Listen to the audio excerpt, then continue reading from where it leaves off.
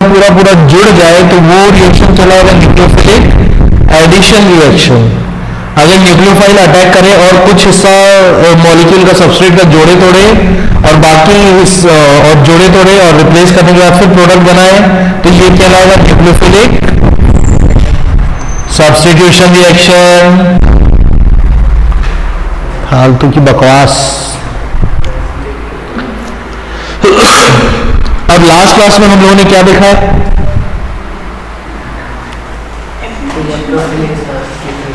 यानी कि क्या हुआ था उसमें, अब ये भी समझाया बेटे।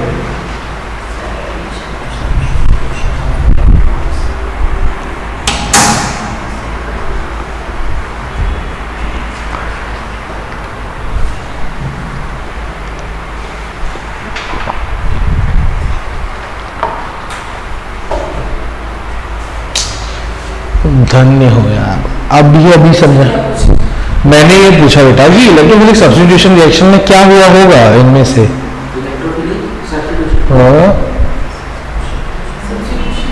ठीक, कौन किया होगा? इलेक्ट्रोफाइल किया होगा। अब आया, भेजे में रहेगा। अगली वैरायटी देखने जा रहे हैं हम लोग, न्यूक्लियोफिलिक सब्स्टिट्यूशन रिएक्शन। तो नाम से क्या समझ में आया, क्या हो रहा होगा? या मैंने न्यूक्लियोफिलिक एडिशन बोला है तो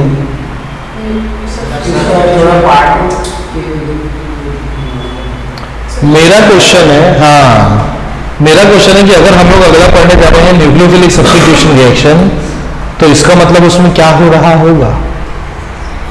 सब्स्टिट्यूशन कौन कर रहा होगा? न्यूक्लियोफाइल। और न्यूक्लियोफाइल क्या है? मैट्रिक्स है कि अटैकिंग स्पीशीज है? अटैकिंग स्पीशीज, ठीक है। न्यूक्लियोफाइल कौन से चार्ज वाला है? ठीक है।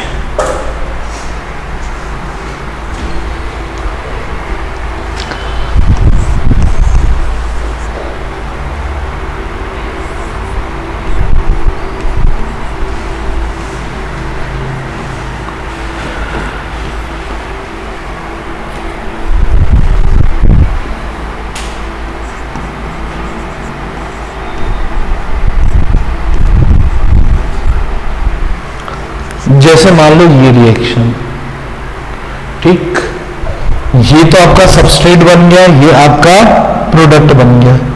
दोनों में चीज ये क्या सेम है? डिफरेंट क्या है? यहाँ पे Cl था, यहाँ पे OH। यानी ये तो दिमाग लगा सकते हो ना कि इसके ऊपर अटैक करने कौन आया था? OH माइनस, जो कि क्या है? इलेक्ट्रोफाइल की nucleophile. N for negative, N for nucleophile. यहाँ छोड़ गया क्या? प्लस, यहाँ छोड़ गया ये और ये। तो अब कंडीशन क्या होगी? ये आया अटैक करने यहाँ पे, ठीक, अटैक करके धक्का मुक्की करके इसको भगा दिया यहाँ से। तो जब इसको भगाया तो इसको सहारा देने कौन आया? Potassium plus. तो ये क्या बन गया? KCl। और बाकी ये आकर के उसको भगाया Cl माइनस को और खुद बैठ गया। यानी इसने क्या किया? ये एक तो है नेगेटिवली चार्ज यानी कि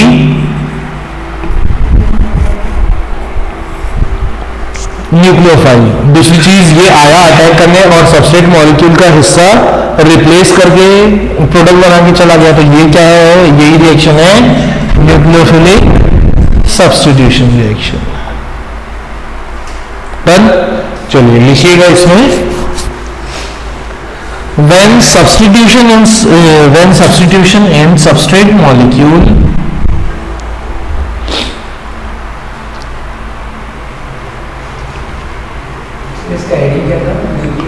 nucleophilic substitution reaction,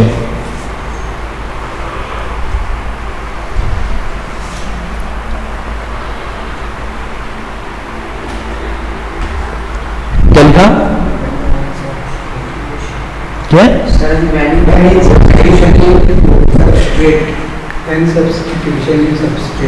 When substitution in substrate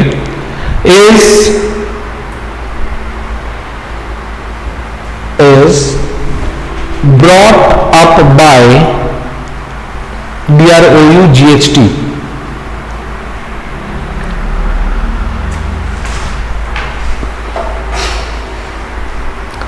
brought up by a nucleophile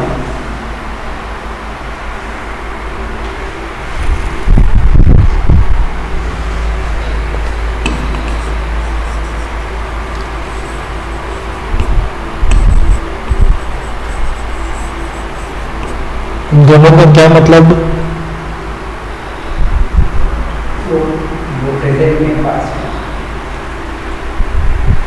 वाह, वेरी गुड, सुन के बड़ा अच्छा लगा। वो प्रेजेंट में है, ये पास्ट में है। आप लोग भी एक डिफरेंस बता दीजिए, वो ऊपर में, ये नीचे है। आप और कुछ मैडम? आप धन्य हो भाई बच्चों तुम लोग। ये ब्रॉड जो है ये ब्रिंग का पास्ट टेंस है, और बॉट जो है ये बाय का पास्ट टेंस है।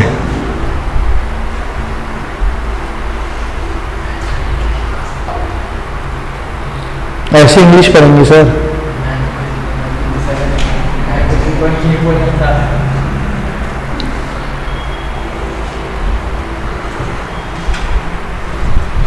मिसिसिपी लिख के दिखाओ तो। नहीं, मिसिसिपी मैथ्स में नहीं भैया, मिसिसिपी एक रिवर का नाम है। अच्छा कोई बात नहीं अभी। हाँ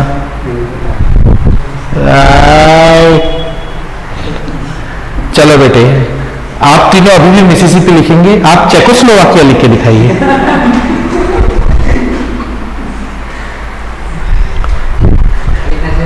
चेकोस्लोवाकिया। बस खत्म हो गए, यही खत्म हो गए तुम। रहने दो रहने दो।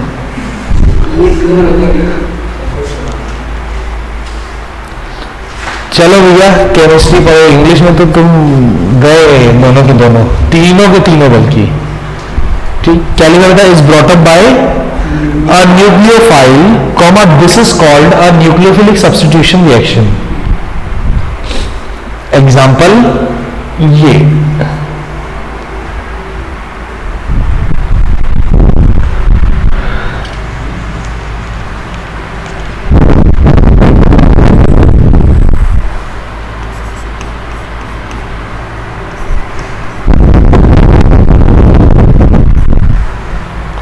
ठीक, डन। नहीं, ये दो टाइप के होते हैं, SN1 और SN2। बीच में एटलीस्ट 4-5 लाइन का गैप रखिएगा। एग्जाम्पल ये वाला बेटा, ये इसको लिखिए न्यूक्लियोफिलिक सब्स्टिट्यूशन में, ये एग्जाम्पल है।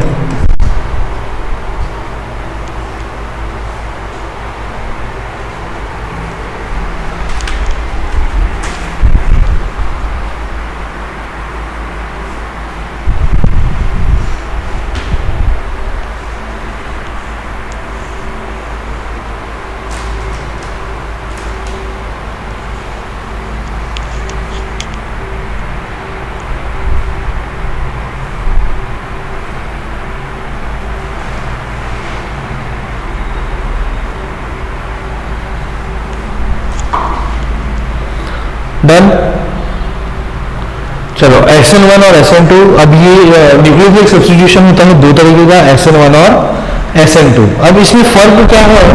देखो नाम से जस्ट उल्टा रहता है। ये 1 लिखा हुआ है, अरे इधर ये 1 लिखा हुआ है, जस्ट उल्टा। ये क्या होगा? ये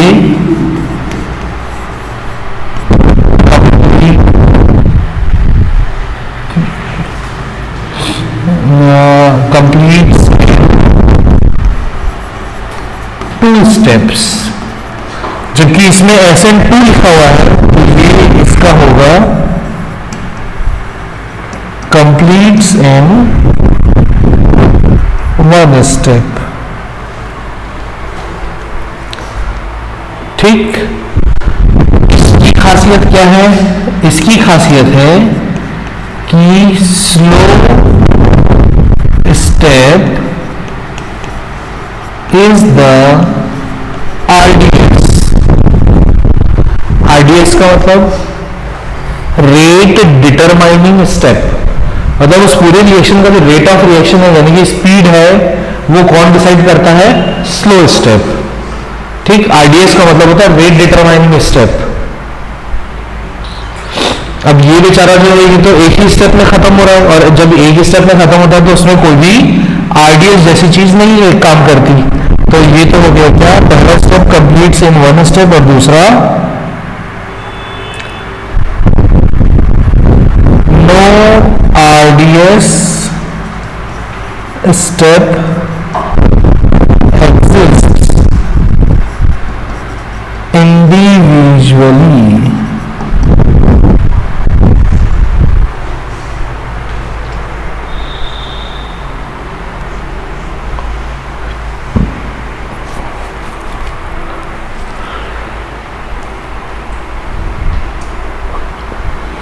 डन डन।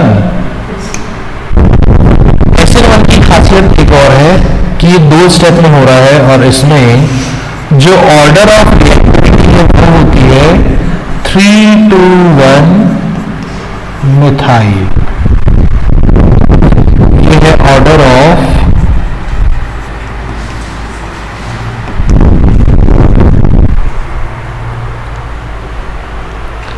स्टेबिलिटी भी यही है, ऑर्डर ऑफ रिएक्टिविटी यही है। जबकि SN2 में ये जो ऑर्डर है वो होता है CH3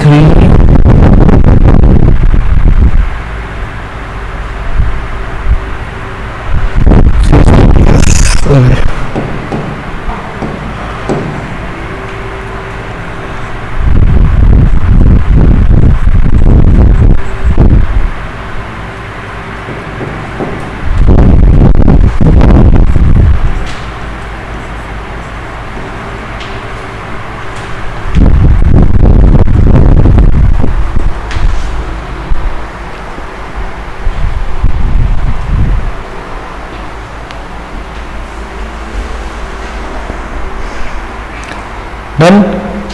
अच्छा, अब आपको इतने मेथड के बाद आपको बस ये पहचानना कि कोई एक रिएक्शन अगर दिया है तो SN1 से जाएगा या SN2 से जाएगा। बहुत सिंपल सी चीज है बेटे, इसको देखो, इसमें जो कार्बोकैटायन बना है वो कौन से नेचर का है। Cl माइनस अगर हटेगा तो क्या बचेगा यहाँ पे, CH3 प्लस। कैसे नेचर का है ये, 1 डिग्री 2 डिग्री 3 डिग्री।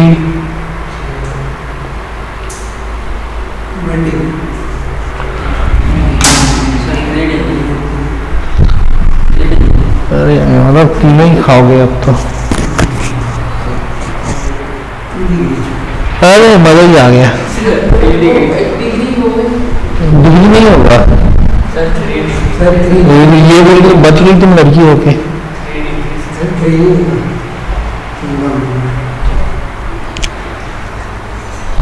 आओ ना, बारी बारी से आओ ना, थोड़ा नहीं आओगे, मैं आ जाता हूँ।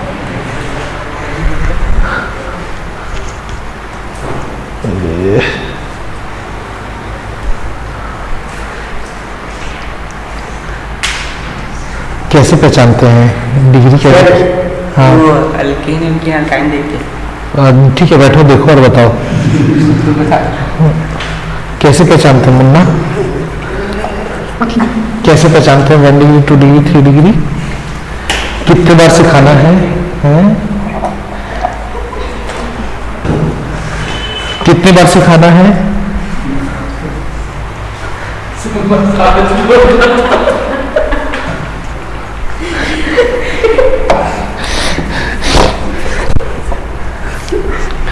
हंसना बंद करो।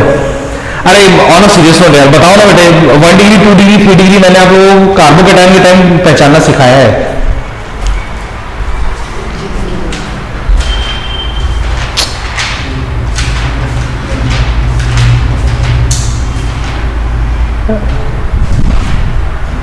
अच्छा है कि तुम्हारा नाम नयन सिंह नहीं है, क्योंकि तुम्हारे एक दिन नयन नहीं चल रहे बेटे। कितना पीछे पलट दिया पेज, कार्बोकैटायन वाला वो टेबल कहाँ है? ये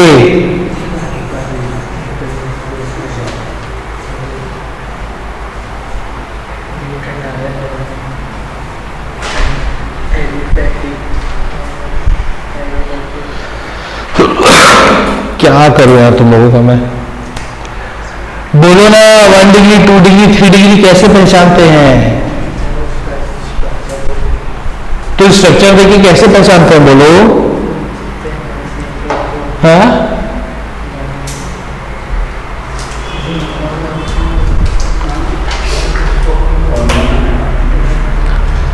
आज ऐसी हरकतें करोगे तो कैसे चलेगा भाई।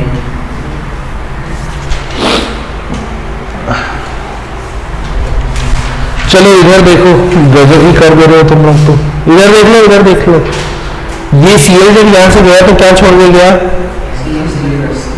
ये किसी भी ऑर्डर का नहीं रहता है, 1 डिग्री 2 डिग्री 3 डिग्री, ये अपना अलग ही है।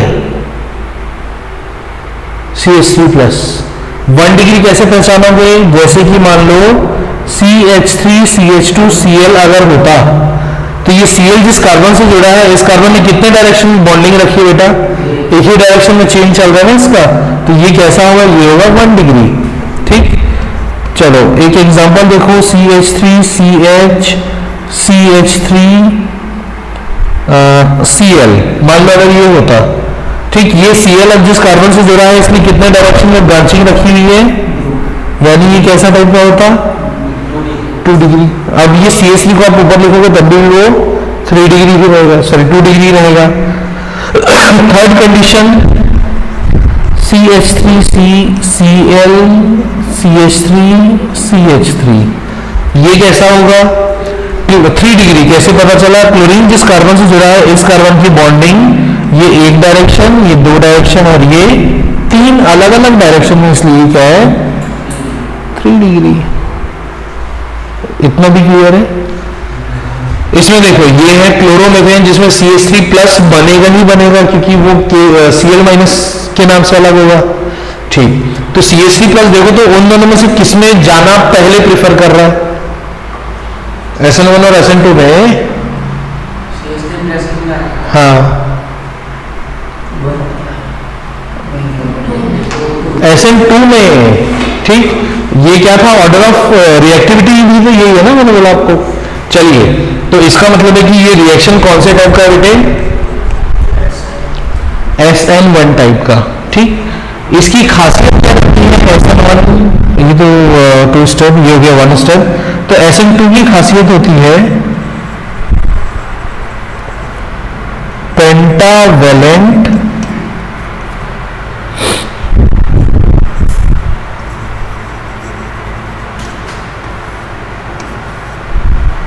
Carbon atom.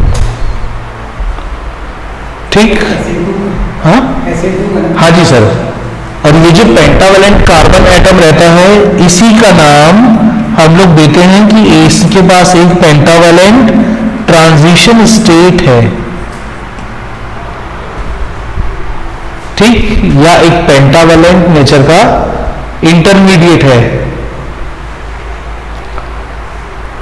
डन।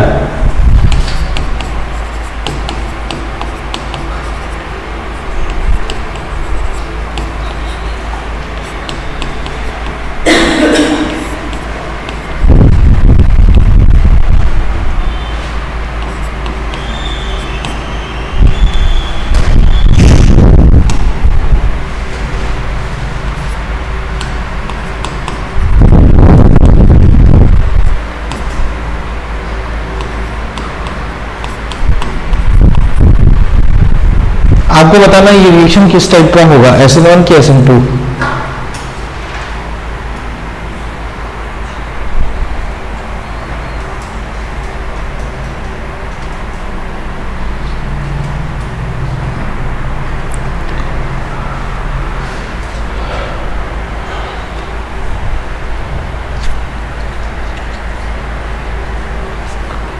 थोड़ा जल्दी बोलो ना बेटा।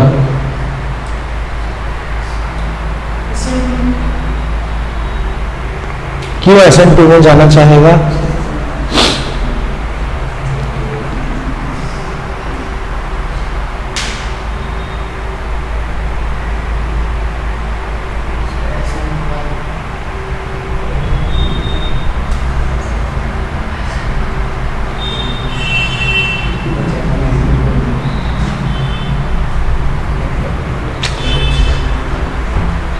ये SN1 में कैसे जा सकता है भाई? ये कौन से नेचर का है? Primary, secondary, tertiary. क्लोरीन ने जिस कार्बन से बॉन्डिंग रखी थी ये 3 अलग अलग डायरेक्शन में दोस्ती रख रहा था, तो ये कैसे नेचर का होगा? 3 डिग्री। ठीक, 2 डिग्री में देखो तो कुछ बन पाता है क्या?